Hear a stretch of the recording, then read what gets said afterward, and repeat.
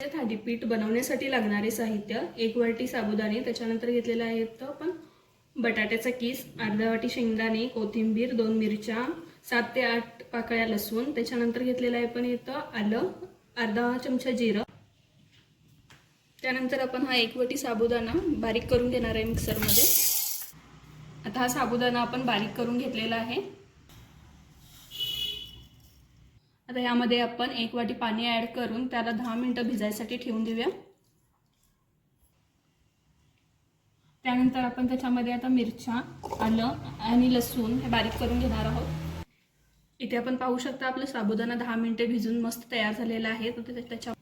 आता याच्यामध्ये आपण शेंगदाण्याचं कूट ॲड करून घेणार आहोत.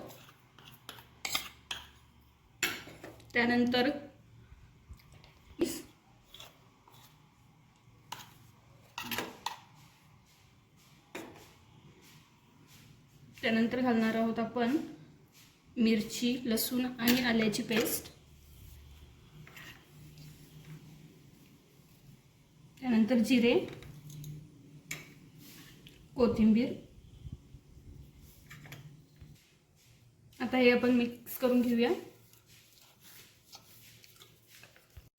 तर यामध्ये आपण चवीनुसार मीठ ॲड करून घेऊया. इथे आपण पाहू शकता आता हे मिश्रण आपण चांगलं मिक्स करून घेतलेलं आहे. ते आपण आता पॅन गरम करून घेतलेला आहे. गॅसची आच मंद ठेवून त्याच्यावर आता आपण तूप घालूया.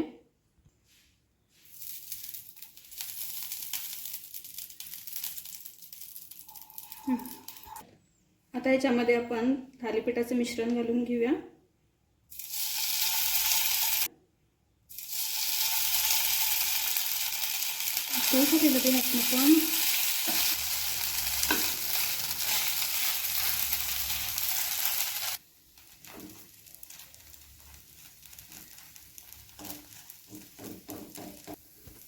आता हे खालच्या बाजूने भाजलेलं आहे. आपण ह्याला परतून घेऊया.